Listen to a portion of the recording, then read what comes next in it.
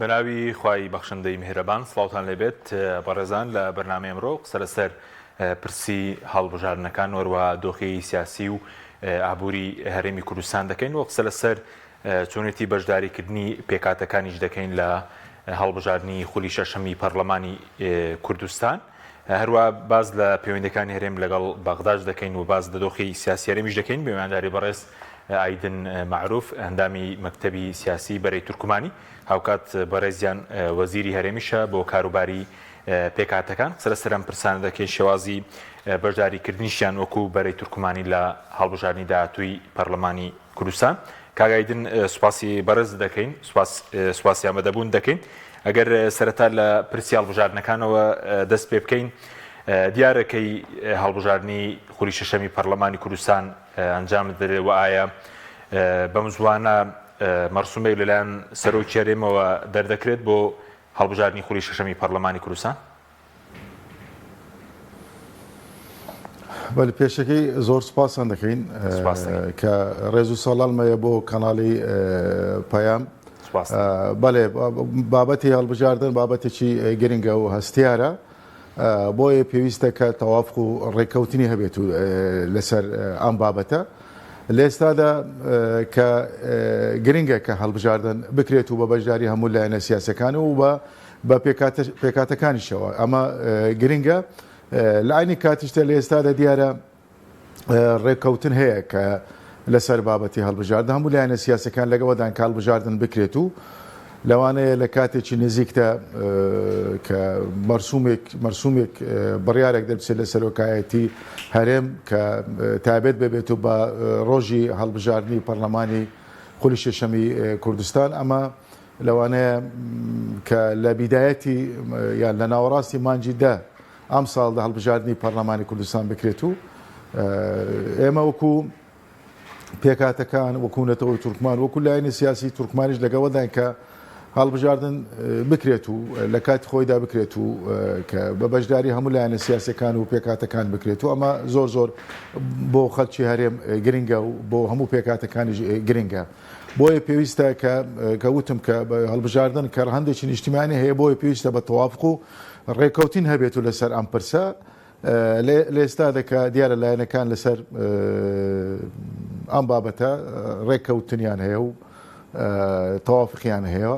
کە هەموو لایەنە سیاسەکانیش دامی ئەم هەڵبژاردنە دەکەن کە لە کاتی خۆیدا بکرێت و بۆیە گرنگە لە ئێستادا پرۆسی هەڵبژاردن کە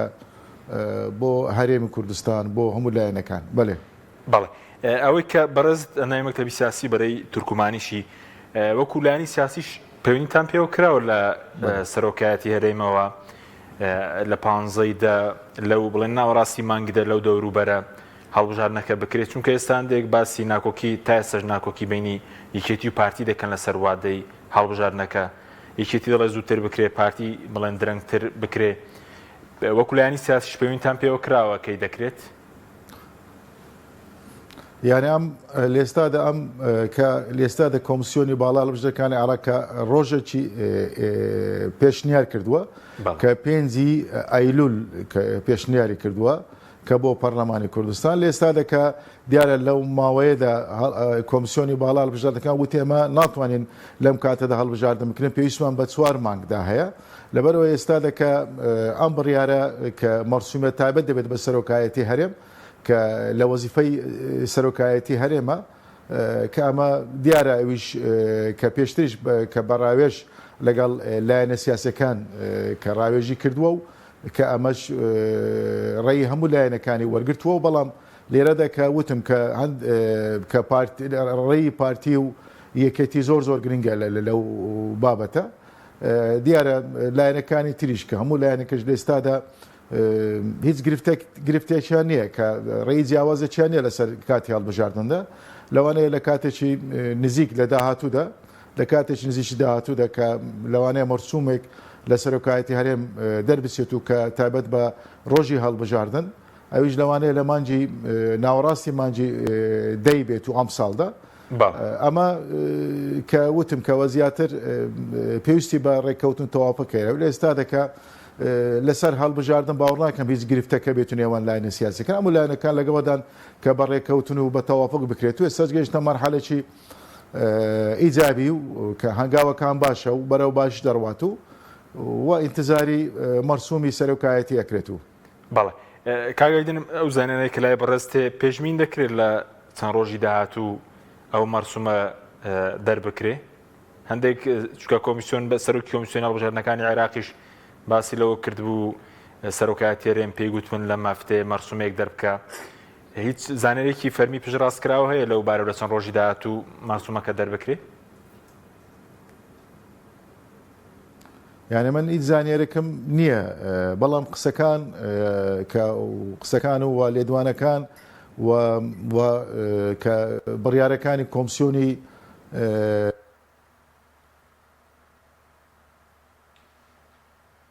بەڵێ کاگایدن ئینتزاری مەرسومی سەرۆکایەتی هەرێم دەکەن کە هەموو لایەنەکان ئێستا لە ئێستا ئینتزاری بڕیاری سەرۆکایەتی هەرێم دەکەن کە بۆ دانانی ڕۆژێک بۆ هەڵبژاردننی پەرلەمانی کوردستان. بەڵێ پێشبینی بەڕێز دەوەیە کە لە ناوڕاستی مانگیدە بکرێ ناوڕاستی مانگیدە بکرێ هەڵبژاردنەکە یانە من وا پێشبینی دەکەم کە لە ناوەڕاستی مانجی دە ئەم ساڵ هەڵبژاردن بکرێت. بەڵێ بەڵێ وەکو بەرەی تورکمانی ئێوە لە چوارچێوەی ئەو کە ئێستا 5 کورسی دانراوە بۆ پێکاتەکان و دووشیان بۆ پێکاتەی تورکمانە لە چوارچێوەی ئەو بڵێن کێبرکە لەسەر و دوو کورسیە دەکەن یاخود لە 95 کورسیە گشتیەکە ئێوە بەشداری دەکەن چۆنە بەشداری ئێوە؟ یعنی کەمە دیارە گلەی زۆر هەیە تێبینی زۆر هەیە لەسەر کورسیەکانی کۆتا کە 5 کورسی کە لەلایەن کۆمسیۆنی باڵای هەڵبژاردنەکانی عێراق کە 5 کورسی تەخسیس کرا بۆ کۆتا بۆ پێکاتەکان لە هەرێمی کوردستان ئەو 5 کورسیە کەمە ژماریان زۆر کەمە لەبەرەوەی پێشتر بە 11 کورسی بەشدار بوون لە پەرلەمانی کوردستان ئەم 11 کورسیە بە قانون بە یاسا تەنزیم کرابوو بەداخەوە کە لەم ساڵەدا بەتابەتی لە 21 شوبات کە محکەمەی فیدرال بە بڕیارێک کە بێلغاکردنی سیستەمی کۆتا ئێلغا کرد ئەمانە هەموو کە شتی خراپ بوون بڕیارەکان زیاتر سیاسی بوون کە زیاتر دژی کۆتاکان و پێکاتەکان بوو لە ئێستادا دواتر ئەمە کاردانەوەی بە دوای خۆهێناوە دوای محاولات کرا هەوڵدان هەموو محاولات کرا لەلایەن سەرۆکایەتی هەرێم و کە لەلایەن بەشێک لەلایەنە سیاسیەکان و هەروە لەگەڵ هەوڵدانی نوێنەرانی پێکاتەکان دواتر کە 5 کورسی گەڕاوە یعنی 5 کورسی لەلایەن کۆمسیۆنی باڵەوە کە تەخسیس کرا بە 5 کورسی بەشدارن لە پرۆسەی هەڵبژاردن لێرەدا ئێمە ئەو لەناو 5 کورسیەش کە 2 کورسی بۆ نەتەوەی تورکمان تەخسیس کراوە یەک کورسی لە شاری هەولێر یەک کورسیش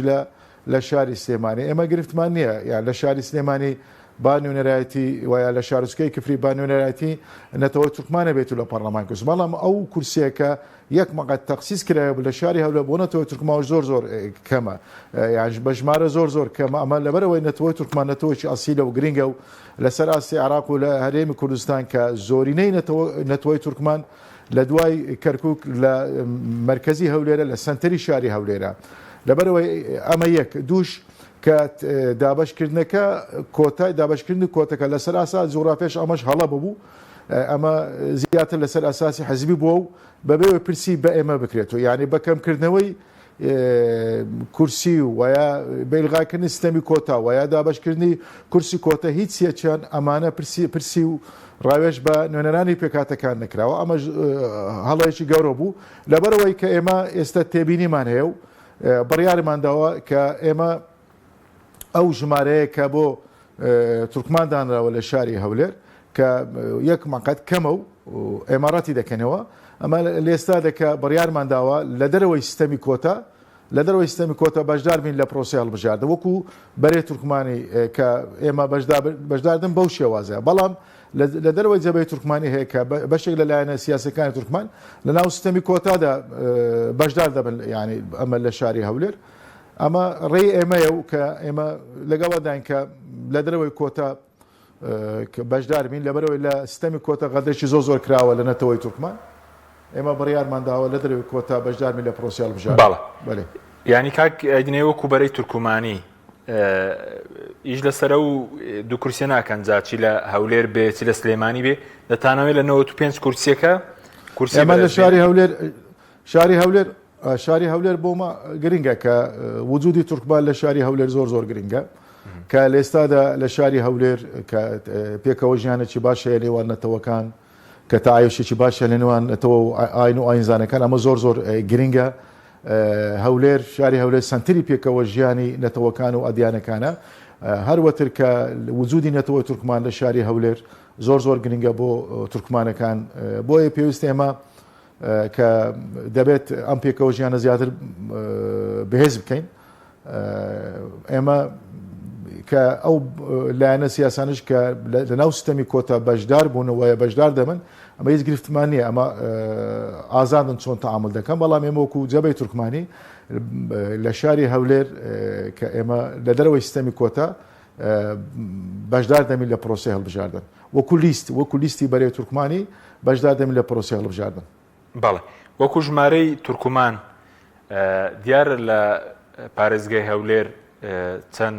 تورکمان هەیە و لە سلێمانیش هیچ ئامارێک هەیە لەو بارەیەوە؟ یعنی ئێمە زۆرینەی تورکمان لە دوای شاری کەرکووک لە سنتەری هەولێر لە شاری هەولێرە یعنی ئەمە لێستا دەکە ئەو ژمارە کورسیە یەک کورسیان دانراوە وەکو کۆتا بۆ تورکمان لە شاری ئەمە غەدەشی گەورەیە کە وتم کە تەخسیسکردنی مەقاتێک یان کۆتایەک لە سلێمانی بە تایبەتی بۆ شارستکەی کفریەوە ئەمە هیچ گرفتێکمان نییە دەتوانین وێنەرای توخوایان هەبێت و بەڕێگەی کۆتا بێت و یان بەر لە دەرەوەی کۆتا بێت و هیچ گرفت نییە ئێمە گرنگەوەی کە نوێنەراتیکردنی نەتەوەی تورکمانە لە پەرلەمانی کوردستان و نوێنەراتیکردنی پێکاتەکانە لەبەرەوەی نەتەوەی تورکمان نەتەوەیکی گرنگە و ئەسیلە و لە هەموو کازیاتریش کە بەڕێگای دیالۆگ و بەڕێگای حوار داوای مافەکانی خۆی کردووە و کە فاکتەرێکی گرنگە بۆ بەهێزکردنی پێکەوە ژیان نەتەوەکان و دیاکان لە عێراق و لە هەرێمی کوردستاندا لە ئێستادا حکوومەتی هەرێمی کوردستان لە هەموو کازیاتریش پشتیوانی لە پێکەوە ژیان نەتەوەکانی کردووە و پشتیوانی لە مافەکان و داواکاریەکانی پێکاتەکانی کردووە لە هەرێمی کوردستان ئەمەش هەنگاوێکی زۆر باشە و لە ئێستادەش کە پێکەوە ژیانی نەتەوەکان و ئەدیان لە هەرێمی کوردستان لە ئاستێکی زۆر باشدایە بۆیە پێویستە و لایەنە سیاسەکانیش پشتیوانێکی باشیان هەبێت و مەسەلەن بەسەلەی کۆتا و بابەتی پێکاتەکان دوور بێت لە سراعی سیاسی ئەمە زۆر لەوانەیە کاریگەری خراپ دروست بکات و لەسەر کۆتا و لەسەر پێکاتەکان کە لە ڕابردوودا کە دەستێوەردان هەبووە لە کاروباری کۆتا لە ئێستا ئێمە داواکارین هەموو لایەنە سیاسەکان دەستێوەردان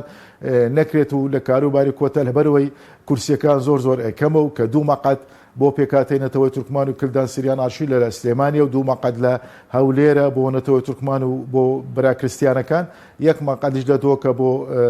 کلدان بۆ نەتەوەی کلدان و سریان و ئاشور ئەرمەن کە ئەمانە بەو شێوازەی کە دابش کراوە و ئێمە لەگەر ئەو دابشکردنەش دانینە و کە ژماریشیان کەم و بەڵام لە عینی کاتیشدا ئێمە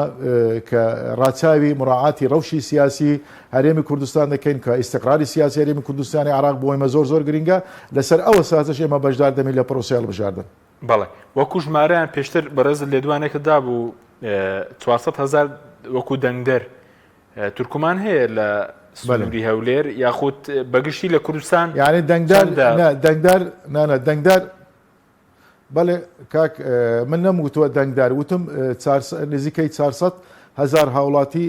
لە مەرکەزی لە سنتەری شاری هەولێر هەیە کە لێستا دەشکە هیچ ئیحسایەکی ڕسمی نییە لە عێراق و لە هەرێمی کوردستان من بەو شێوازە لێدوانمدا بوو کە وجودی تورکمان ژمارەی تورکمان کە لە شاری هەولێر زۆرن کە ئەمە زۆر گرنگە لە ئێستادا لەگە برا کوردەکان لەگەڵ برا کریستیانەکان پێکەوە ژیانێکی باشیان هەیە و کە وجودی تورکمان نەتەوەی تورکمان لە شاری هەولێر نزیکەی کە لە مرکزی هەولێر نزیکەی 400,000 هاوڵاتی ئەبن بە ژمارە لە عینی کاتیشدا لەسەر لە عێراقدا بە شێوەیەکی گشتی لە عێراقدا نزیکەی 4 ملیۆن هاوڵاتی تورکمان هەیە کە ئەمە زۆر گرنگە بەڵام بەداخەوە لە عێراقدا لە ئێستادا وەکو پێویست بەشداری پێنەکراوە لە پرۆسی سیاسی لە حکوومەتی عێراقدا بۆیە پێویستە ڕاچاوی مڕاعاتی مافەکانی نەتەوەی تورکمان بێت و نەتەوەی تورکمان کە نەتەوەکی زۆر گرینگە کە لە ڕابردوودا کە لە ڕابردوو لە ئێستادا دایمە لەگەڵ پێکەوە ژیان بۆ و لەگەڵ تعایشی نەتەوەکان بۆ و کە داواکاریەکانیشی لە ڕێگای دیالۆگ و حێواردا بووە بۆیە پێویستە هەموو لایەنێکمان مڕاعاتی مافەکانی داواکاریەکانی پێکاتەکان بکەین پێکاتەکان نەتەوەکانیش کاتێک مەترسی نییە لەسەر پرۆسی هەڵبژاردن یا لەسەر پرۆسی سیاسی بلعکس تەواوکەری دموکراسی نیە تەواوکەری پاڵپشتێکان لە بۆ وێستکردنی پێکەوە ژیانی پێکاتەکان باشە دەبێت چی بکرێ ئەم جارە لایەنە سیاسیەکان بە تایبەتی پارتە دەسەڵاتدارەکان دەستێ وەردان نەکەن چونکە ئێستش بۆ چوونێکە پێیان وایە ئەم دابەشکاری کە کراوە بۆ کورسی پێکاتەکان ئەوەی ئەودی و پارتی دەیبا و لێرەش یەکێتی دەیبا بۆ خۆی دەبێت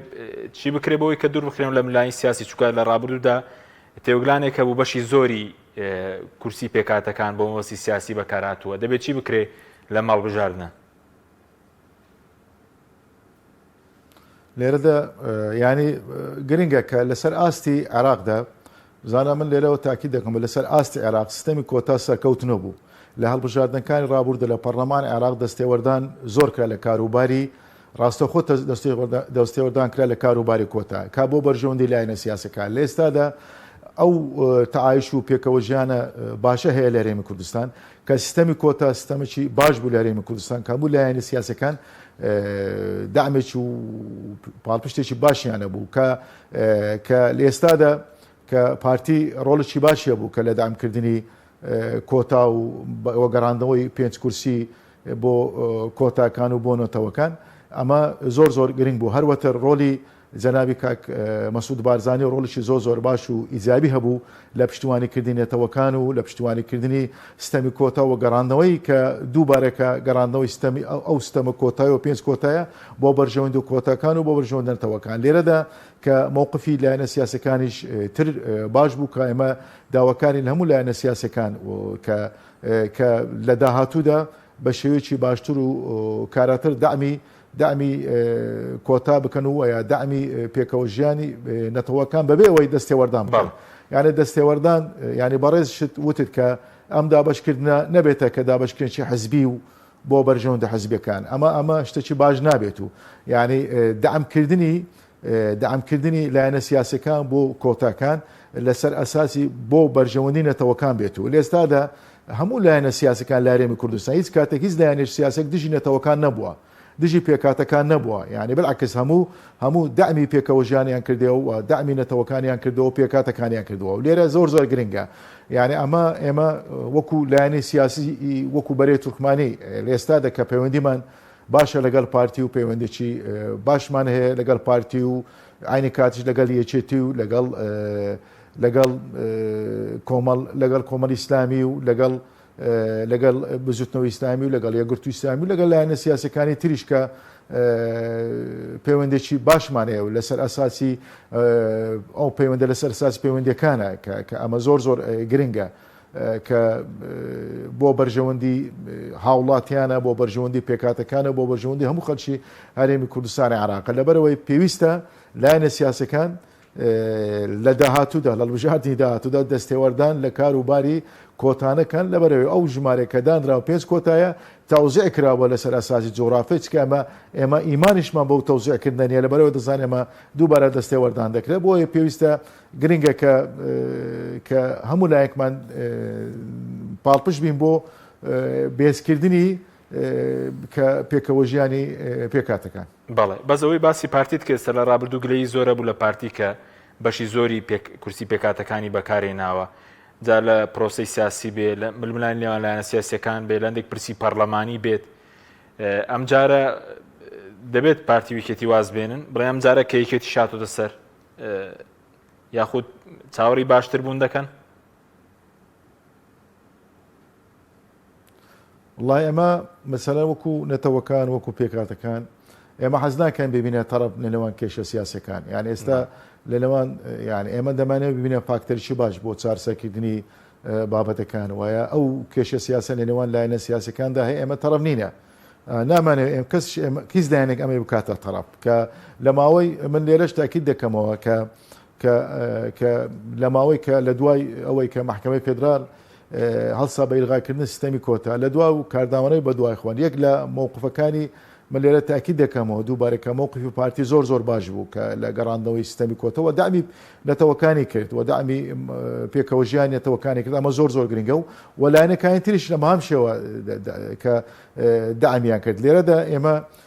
کە هەموو لایەنە سیاسەکان ینی هەموو لایەن سیاسەکان ئێستا لە کاتێکی نزیک تا هەڵبژاردن دەکرێت و بۆیە پێویستە ڕاچاوی کۆتا بکرێت و ڕاچاوی مافەکانیان بکرێت و لە نەتیجەدا ئێمە هەمومان خەڵکی هاوڵاتی هەرێمی کوردستانی عێراقین کە ئیستیقراری سیاسی هەرێم زۆر گرنگە بۆ ئێمە کە هەڵبژاردن بە شێوەیەکی باش و شەفاف بکرێت و بەوەی دەستێوەردان و بکرێت و لە کاروباری هەڵبژاردن لە ئێستادا ئەمە زۆر گرنگەوەیە کە لە داهاتوودا پەرلەمانێکمان هەبێت و کە نوێنەرایەتی پێکاتەکان هەبێت و نوێنەرایەتی ڕاستەقینەی هەبێت و لە ناو سیستەمی کۆتا بێت و یان لە دەرەوەی سیستەمی کۆتا بێت و گرنگەوەی نوێنەرایەتی پێکاتەکان هەبێت و پێکاتەی نەتەوەی تورکمان و کلدان سریان ئاشور و وجودیان هەبێت و بەبێ ئەمانە کە لەوانەیە پەرلەمان کەم و کوڕی تێدا بێت لەبەرەوەی کە ئەم واجهەیە هەیە ئەم تەعایش و پێکەوە ژیانە هەیە کە دەبێت زیاتر فراوانتری بکەین و زیاتر بەهێزتری بکەین. بەڵێ وەکو ژمارەی تورکمان باس کرد لە هەولێر باسی بڵێن لە شاری هەولێر 400,000 وەکو دانیشتوان لە سنووری سلێمانی دیارەگەر بڵێن ئاماری فەرمیش نەبێ بە نزیکەی بەتابەت کە باسی قازای کفری دەکرێت دیارە تورکمانەکان چەندە؟ یعنی من کە لە مرکزی سلێمانی وجودی تورکمان نییە لە شارۆچکەی کفری لە منطقەی گەرمیان کە وجودی نەتەوەی تورکمان هەیە کە نەتەوەی تورکمان لە شارۆچکەی کفری زۆر گرنگە و ینی لە مێژەوە کە وجودیان هەیە لە شاری کفری و ئەسڵەن شارۆچکەی کفری شارۆچکەیەکی تورکمانیە کە ئەمە زۆر گرنگە بۆیە بەشداربوونیشیان لە پرۆسەی هەڵبژاردن زۆر پێویستە کە لێستاش کە بۆ کاندید وایە بۆ یەک کۆتەی نەتەوەی تورکمانی کاندیدیش هەیە لە شاری سلێمانی یان نزیکە 5 کاندید هەیە هەمان شێوە بۆ کاندید بۆ براکرستیانەکانیش هەیە ئەمە دەبێت کە هەموو لایەنە سیاسەکانیش پاڵپشت بن بۆی نوێنەرایەتی ڕاستەقینە هەبێت و بۆ پێکاتەکان نەتەوەکان لە پەرلەمانی کوردستان لێرەدا ژمارە گرنگ نییە بەڵام وجودی نەتەوەکان گرنگە یعنی کە ئێستا کە وتم ئەو تەوزیعکردنەوە و دابەشکردنیان لەسەر ئاساسی جۆرافیا زیاتر بۆ بەرژۆندە حزبی بووە لێرەشدا هیچ پرسێک بە ئێمە نەکراوە کە مەسەلە ئێستا دەکە مەسەلەن ئەمە منطقی نییە کە ژمارەی کورسی بۆ تورکمان دانراوە یەک مەقەد لە شاری هەولێر و لە سلێمانیش یەک مەقەد بۆ تورکمان لە شاری سلێمانی ئەمە مقارنە ناکرێ ینی ئەمە منطقی نییە لەبەر ئەوە نەعادالیتی پێوە دیارە ئێمە گرفتمان نییە بە مەقعد هەبێت لە شاری سلێمانی و لە شارۆچکەی کفری نوێنەرایەتیان هەبێت و نەتەوە تورکمان هەبێت و نەتەوەی کلدان سریان ئاشور هەبێت و ئەمە هیچ گرفتمان نییە ئێمە گرفتەکە لێرە هێوە پرسی بە ئێمە نەکرایەوە دەبەشکردنەکەش هەڵە بووە یان لێستادا نەتەوەی تورکمان کە وتم لە شاری هەولێر کە وجودیان لە سنتەری شاری هەولێرە لە عینی کاتیدا براکرستیانەکان وجودیان لە شاری سلێمانی و لە منطقەی بادینە لە شاری دۆکە دابشکردنەکە هەڵەیە کە بەو شێوازە دابشکردنە لەوانەیە ئێمە ترسمانەیە لە داهاتوودا کە دیسان دەستێوەردان بکرێت و ئەمە گرفتە لەبەرەوەی کە لێستادا بۆیە پێویستە ڕاچاوی ڕەوشی پێکاتەکان بکرێت و یانە پێکاتەکان گرنگە بۆ هەرێمی کوردستان لێستا دەکەوتم تەعایش و پێکەوە ژیانێکی زۆر باشەیە و لە ئاستێکی باشدایە و حکوومەتی هەرێمی کوردستان لە هەموو کات زیاتر پاڵپشتی مافەکانی داواکاریەکانی پێکاتەکان بووە و کە لەناو حکوومەتی هەرێمی کوردستاندا مەلەفەکەیە کە تایبەتە بە کاروباری پێکاتەکان ئەمە خەتەواتی زۆر گرنگە و کە بە ئیستیحدازکردنی ئەو مەلەفە کە بڕیارێکی جەریئانە بووە کە ئەمە زۆر پاڵپشتێک بووە بۆ دیفاعێک بووە بۆ مافەکانی نەتەوەکان و ئەدیانەکان لە هەرێمی کوردستانی عێراقدا. بەڵێ لە عێراق بۆچی پێکاتەی بڵێن کورسی کۆتا بۆ تورکمانیە خۆشتان لە دەرەوەی وەکو بەرەی تورکمان لە دەرەوەی کورسی کۆتا بەشدارن لە هەڵ بڵین پەرلەمانی عێراق ئێستا بە 329 کورسی 9 کورسی بۆ پێکاتەکان هەیە بەڵام تورکمانی تێدا نییە. بەڵێ بڵێ لێرەدا کە ئێمە وەکو نەتەوە بەشدارین کە نەتەوەی تورکمان بە جۆرەی حەسەب دەستوری عێراقی کە سەیەم نەتەوەیە لە پاش نەتەوەی عەرەب و نەتەوەی کورد کە سەیەم نەتەوەیە لە عێراق کە نەتەوەیکی ئاساسە و فاکتەرێکی زۆر گرینگە کە وجودیان لە عێراقدا زۆر گرینگە لە هەموو کات زیاتر بەشدار بوون لە پرۆسەی هەڵبژاردن لە پرۆسەی کە سیاسی لە عێراقدا بەڵام دیارە کە لە ئێستادا کە ئەم دابەشکردنەی کە لە عێراقدا هەیە و بەداخەوە کە لەسەر ئەساسی محاسەسەیە ئەمە غەدرێکی گەورە لە پێکاتەکان کرا بە تایبەتی بە نەتەوەی تورکمان کرایە. ئێستادا ئێمە کە سەیەم نەتەوەینە لەسەر ئاستی عێراق و وەکو ژمارە کە وتم 4 ملیۆن هاوڵاتی وەکو دانیشتوانی نەتەوەی تورکمان لە عێراقدا ئێمە هیچ پۆستێکی سیادی و هیچ پۆستێکمانی وزاری لەناو حکوومەتی عێراقدانە ئەمە غەدرێکە لە نەتەوەی تورکمان ئەکرێت و کە ئەمە بۆ ئێمە زۆر کە ئەمە کاردانەوەی زۆر هەیە لەلایەنە سیاسەکانی نەتەوەی تورکماندا. لە ئێستا ئێمە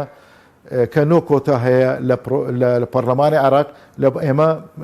کە وەکوونەتەوەینە ئەم کۆتا دیاریکراوە کە تهدید کراوە لە پەرلەمانی عێراق لەسەر ئەساسی ئەدیانە کە بۆ ئاین و ئاینزانەکان وەکوونەتەوە نییە. ئەمە یەک دووش کە ئەمە دەزانین کۆتا یعنی زیاتر گرفتی هەیە و زیاتر دەستێوەردان ئەکرێت و لە کاروباری کۆتاش ئەمەش سەبەبەکە لە ئێستادا ئێمە وەکو بەرێ تورکمانی عێراقی کە لە عێراق کۆتامان ڕەت کردەوە کە ڕەتمان کردەوە لێرە دەکە لە هەرێمی کوردستان نەو کە بە قانون ئەم کۆتایە تەنزیم کرابوو لەسەر ئەساسی نەتەوە بووە. ئێمە وەکو نەتەوەی تورکمان لە هەرێمی کوردستان بەشدار بووین لە سیستەمی کۆتا ئەوە بوو بابەتەکە بۆەوەی بتوانێت زیاتر کە نوێنەرایەتی ڕاستەقیمان هەبێت و لە پەرلەماندا. باشە بەس وەکو بۆ هەڵبژاردننی داهاتوویست قسەی کراوە لەسەرەوەی کە داوای چ پۆستێک دەکەن خۆتان وەکو تورکمانەکان لە پۆستەکانی هەرێم؟ والله ئێمە بۆ ئێمە لێستادا کە لێستاد استقرالی سیاسی زۆر گرینگە یعنی کە ئێمە ئەوە بۆ ئێمە زۆر گرینگە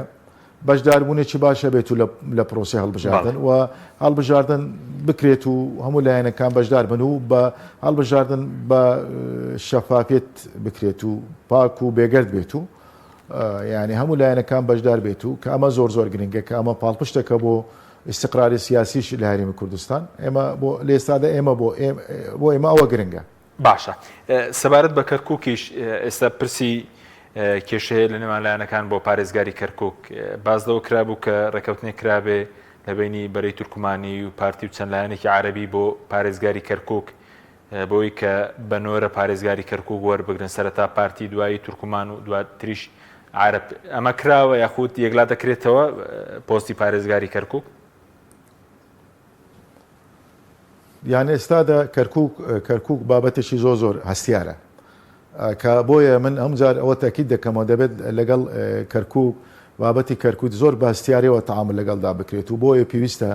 کە ئیدارەی مشتەرەک بۆ کەرکووک زۆر گرینگە کە ئەمە سێنەتەوەی ئەساسی هەیە لە کەرکووک بۆیە پێویستە کە لە ئێستادا کە لایەنەکان وایە نەتەوەکان ئیتفاقی لەسەرەوە بکەن کە بەدانانی محافظ کە بە ئەکتیڤکردنی ئەنجومەنی پارێزگا کە چەندەها مانگە کۆبنەوە نەکرا ئەمە زۆر زۆرکرا لە ئێستا دەکە ئەمە وەکو بەرەی تورکمانی عراقی وەکو بەرەی تورکمانی داوا دەکەن کە محافظ لە کەرکووک لە نەتەوەی تورکمان بێت و ئەمە داواکاری ئەساسی ئێمەیە و لە عینی کاتیشدا کە اقتراحێکە و پێشنیار هەیە و کە محافظ بە تەناو بێت و لە نێوان هەر سێ نەتەوەکەدا کە دەوری بێت و کە بۆ هەر سێ نەتەوەی ئەساسی لە شاری کەرکووکدا ئەمە پێویستە زەڕوڕە کە لەوانەیە لە داهاتوودا کە لایەنەکان و نەتەوەکان زیاتر دامنشین کۆبنەوە بکەن بۆی بگەنە ڕێککەوتنێکی نهایی و بۆ کە لە بەرژەوەندی خەڵکی شاری کەرکووک بێت و بەڵێ بەزە و ڕێکەوتنە کرابوو لە بینی بەرەی تورکمانی و پارتی و لایەنە عەرەبیەکان کراوە و ڕێکەوتنە؟ يعني من هەر ڕێککەوتنێک هەبێت و کە بۆ بەرژەوەندی شارەکەیە، يعني ئەمە زۆر گرنگە، بەڵام من نازانم کە من ئاگدار نەمیز ڕێککەوتنێک هەبێت و لە نێوان لاینەسکان، بەڵام ئێمە وەکو بەرێ تورکمان لەگەر پارتی پەیوەندێکی باشمان هەیە و کە لە هەولێر بێت و یان لە کەرکووک یان لە بەغدا یان لە عێراق و یان لە هەرێمی کوردستان و لەگەر لایەنەکانی تریشدا کە ئەمە گرنگە کە لە ئێستادا لە شاری کەرکووک لە ئێستادا ئیستیقراری ئەمنی زۆر گرنگە کە بۆ بەهێزکردنی پێکەوە ژیانی نەتەوەکان و ئەدیانەکان زۆر گرنگە، بۆیە پێویستە لەسەر ئەمە ساسە کار بکرێت و کە لە کەرکووک وتم کە شارێکی گرنگە و کە پێویستە تەعایش و پێکەوە ژیانی بەهێزی تێدا هەبێت. بەڵێ پێشتر مادەی 140 بۆی کەرکووک بگەڕێتەوە سەر هەرێم، ئێوە لەگەڵەوەدان کەرکووک بکرێتەوە سەر هەرێم یاخود بکرێتە بڵێن قسە هەبوو لە سەر هەرێمێکی سربەخۆش یان لە چوارچێوەی عێراقدا، ئەم پرسە چۆنێک لا بکرێتەوە کە ئێستاش بڵێن کێشە هەیە؟ والله ئێستا ڕەوشی کەرکووک دیارە، یان ئێستا کە هەڵبژاردن کراوە و کە بۆیە پێویستە کەرکووک لە ئێستادا چارەسەرکردنی گرفتەکان ئەو گرفتانە کە خەدەمینە و گرفتی زیاتری هەیە، بۆی خەڵک لە ئێستادا لە شاری کەرکووک چاوەڕێی ئینتیزاریەوە دەکەن کە محافزێک دامەندرێت و ئەنجومەنی پارێزگا ئەکتیو بکرێت و لە ئێستا خەڵک بۆ خەڵک شاری کەرکووک ئەوەیە ئەمنیەتی باشە بێت و ئەمە زۆر گرنگ تا ئایش و پێکەوە ژیان هەبێت و کە بەداخۆ کە لە ڕابردوودا دیار بە زۆر غەدی لە پێکاتەکان کراوە و کە ئەمە نەعەدالێتێک بۆ بەرامبەر نەتەوەکان و پێکاتەکان کراوە. لە ئێستادەش دیارە کە زۆر فشار هەیە لەسەر نەتەوەی تورکمان و لە ڕابردووشدا کە نەدەبای هەندێک هێرش کرایە سەر پەلاماردرا سەر نەتەوەی تورکمان و سەر هاوڵاتیانی نای تورکمان لە شاری کەرکووک، بۆیە پێویستە ئیستیقراری ئەمنی گرنگە، دەبێت هەموو لایەنێکمان لەگەڵەوە دابین ئیستیقراری ئەمنی و بەهێز بکرێت و پێکەوە ژیان نەتەوەکان زۆر گرنگە و ئێمە من هەمجارێ ئەوە تەکید دەکەمەوە کە برایەتی و دۆستایەتی نەتەوەی تورکمان و نەتەوەی کورد زۆر گرنگە، نەتەوەی کورد و نەتەوەی تورکمان دوو نەتەوەی زۆر لە یەک نزیکن، خزمایەتیان هەیە و تەعایشێک پێکەوە ژیانی باشیان هەیە لە هەولێر بێت و یان لە کەرکووک بێت و یان لە شارەکانی تر بێت و ئەمە زۆر گرنگە. ئێمە دەبێت لە شاری کەرکووکشدا ئەم پێکەوە ژیانە ئەم برایەتی و ئەم دۆستای زیاتر بەهێز بێت و بە تایبەتی لایەنە سیاسەکان کە دەبێت ڕاچاوی بەرژەوەندی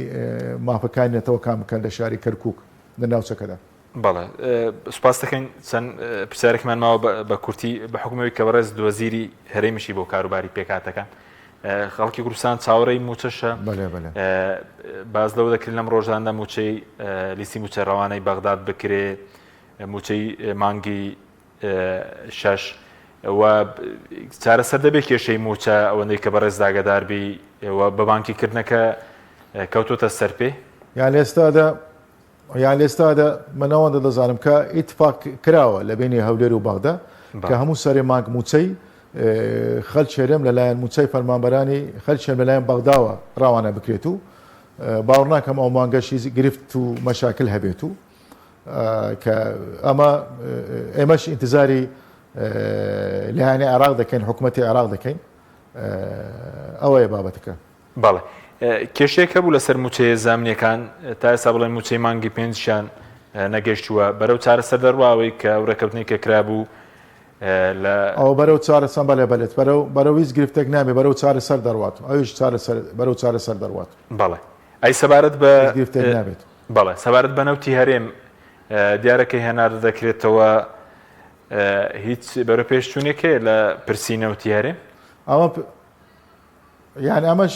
ئەمەش کاری لەسەر دەکرێت و ئیشی لەسەر دەکرێت، پێویستی بە کات هەیە و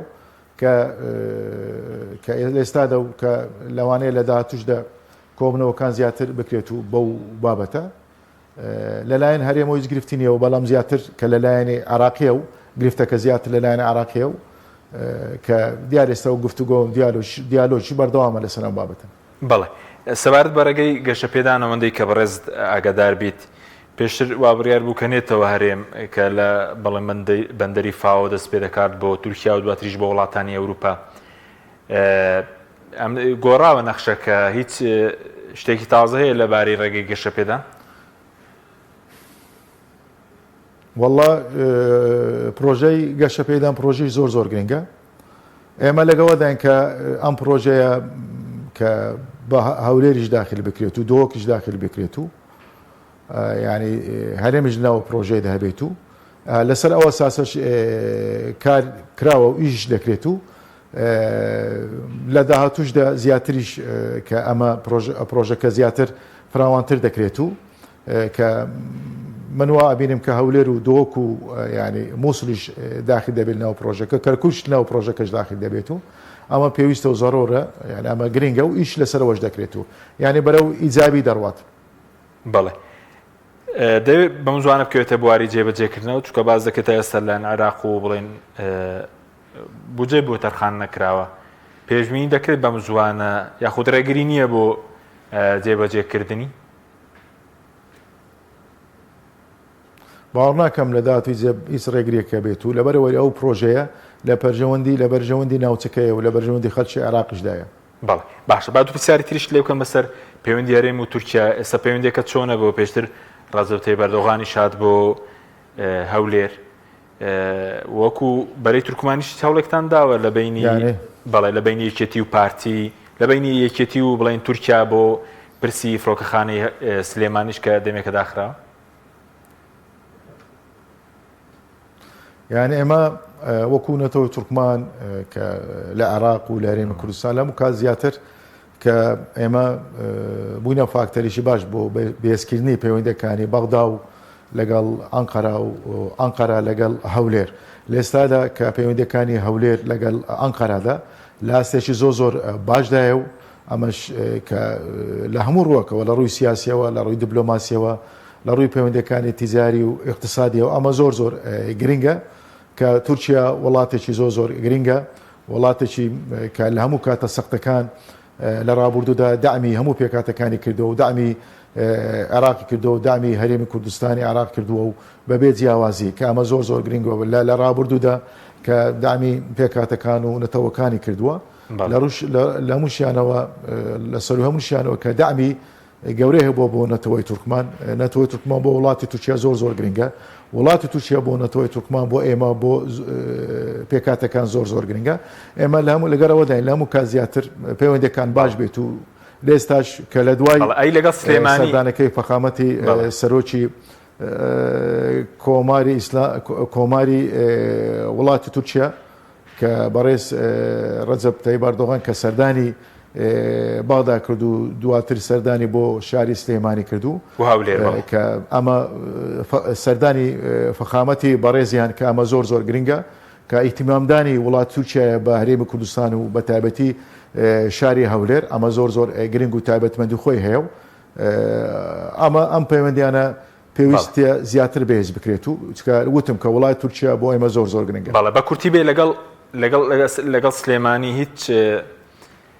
بڵێن داخستنی فڕۆکەخانەکە بوو هیچ هەوڵێک هەیە یاخود و توێژێک کرا و کاتەژوە ئێستاشی زوو توێژێک هەیە بۆ کردنەوەی ئەوەندە ئاگادار بیت؟ وەڵای من هیچ ئاگادار نیمە من